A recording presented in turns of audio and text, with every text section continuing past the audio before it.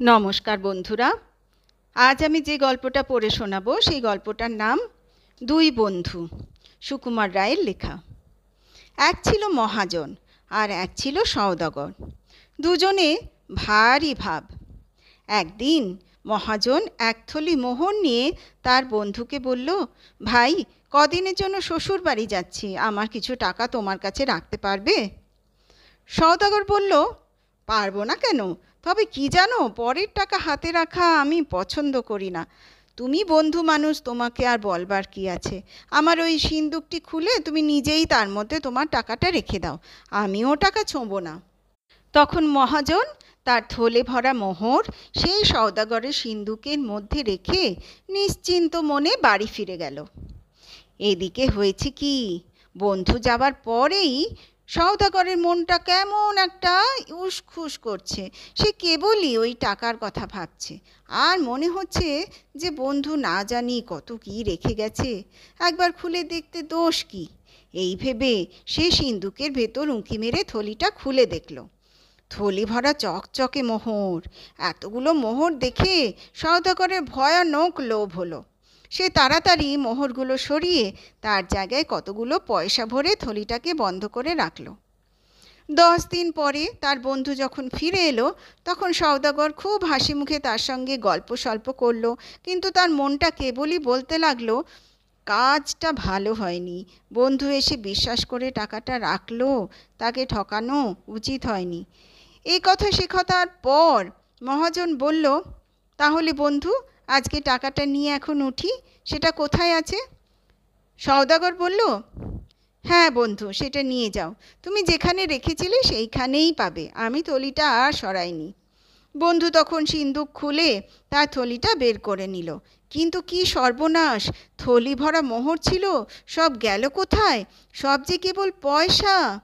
মহাজন মাথায় হাত দিয়ে বসে পড়ল।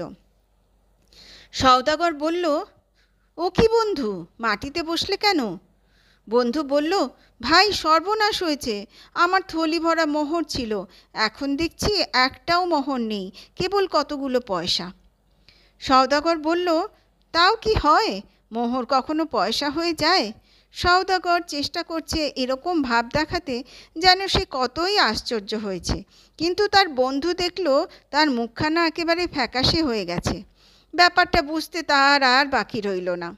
তবু সে কোনো রকম রাগ না দেখিয়ে হেসে বলল, আমি তো মোহর মনে করেই রেখেছিলাম, এখন দেখছি কোথাও কোনো গোল হয়ে থাকবে। যাক, যা গেছে তা গেছেই, সে ভাবনায় আর কাজ নেই। এই বলে সে সওদাগরের কাছে বিদায় নিয়ে পয়সার থলি বাড়িতে নিয়ে গেল। সওদাগর হাঁপ ছেড়ে বাঁচল। 2 মাস পরে হঠাৎ একদিন মহাজন তার বন্ধুর বাড়ি এসে বলল, বন্ধু, আজ আমার বাড়িতে পিঠে হচ্ছে, বিকেলে তোমার ছেলেটিকে পাঠিয়ে দিও। বিকেলবেলা সওদাগর তার ছেলেকে নিয়ে মহাজনের বাড়িতে এলো আর বলল, সন্ধ্যার সময় এসে নিয়ে যাব। মহাজন করল কি, ছেলেটার পোশাক বদলিয়ে তাকে কোথাও লুকিয়ে রাখলো, আর একটা বাঁদরকে সেই ছেলের পোশাক পরিয়ে ঘরের মধ্যে বসিয়ে দিল। সন্ধ্যার সময় সওদাগর আসতেই তার বন্ধু এসে মুখখানা হাঁড়ির মতো করে বলল, ভাই, একটা বড় মুশকিলে পড়েছি। তোমার ছেলেটিকে তুমি যখন দিয়ে গেলে তখন দেখলাম দিব্যি কেমন নাদুস নুদুস ফুটফুটে চেহারা, কিন্তু এখন দেখছি কীরকম হয়ে গেছে, ঠিক যেন বাঁদরের মতো দেখাচ্ছে। কি করা যায় বলো তো বন্ধু? ব্যাপার দেখে সওদাগরের তো চক্ষু স্থির। সে বলল, কি পাগলের মতো বকছো? মানুষ কখনো বাঁদর হয়ে যায়? মহাজন অত্যন্ত ভালো মানুষের মতো বলল, কি জানি ভাই, আজকাল কী সব ভূতের কাণ্ড হচ্ছে, কিচ্ছু বুঝবার জো নেই। এই দেখো না, সেদিন আমার সোনার মোহরগুলো খামোখা বদলে সব তামার পয়সা হয়ে গেল। অদ্ভুত ব্যাপার। তখন সওদাগর রেগে বন্ধুকে গালাগালি দিয়ে কাজীর কাছে দৌড়ে গেল নালিশ করতে। কাজীর হুকুমে 4 পেয়াদা এসে মহাজনকে পাকড়াও করে কাজীর সামনে হাজির করল। কাজী বললেন, তুমি এই ছেলেকে নিয়ে কি করেছো? শুনে চোখ দুটো গোল করে মস্ত বড় হাঁ করে মহাজন বলল, আমি আমি মুখ্য সূক্ষ্ম মানুষ, আমি কি অত সব বুঝতে পারি হুজুর? ওর বাড়িতে মোহর রাখলাম, 10 দিনে সব পয়সা হয়ে গেল। আবার দেখুন, ওর ছেলেটা আমার বাড়িতে আসতে না আসতেই ল্যাজ ট্যাজ গজিয়ে দস্তুর মতো বাঁদর হয়ে উঠেছে। কী রকম যে হচ্ছে আমার বোধ হয় সব ভুতুড়ে কাণ্ড।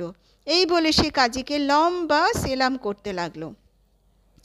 কাজীও চালাক লোক, ব্যাপারটা বুঝতে তার বাকি রইল না। তিনি বললেন, আচ্ছা তোমরা ঘরে যাও, আমি দৈবজ্ঞ ফকির ডাকিয়ে মন্ত্র পড়ে ভূত ঝাড়িয়ে সব শায়েস্তা করছি। তোমার পয়সার থলি ওর কাছে দাও, আর তোমার বাঁদর ছেলেকে এর কাছেই রাখো। কাল সকালের মধ্যে সব যদি ঠিক না হয় তবে বুঝবো এতে তোমাদের কারোর শয়তানি আছে।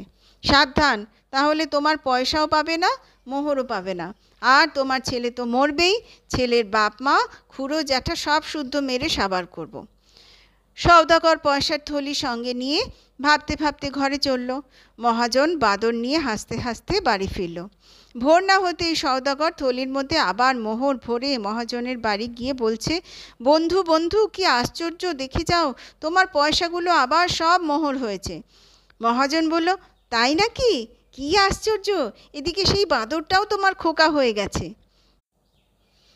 তারপর মোহরের থলি নিয়ে সওদাগরের ছেলেটাকে ফিরিয়ে দিয়ে মহাজন বলল, দেখ জোচ্চোর, ফের আমায় বন্ধু বন্ধু বলবি তো মেরে তোর থোঁতা মুখ ভোঁতা করে দেব।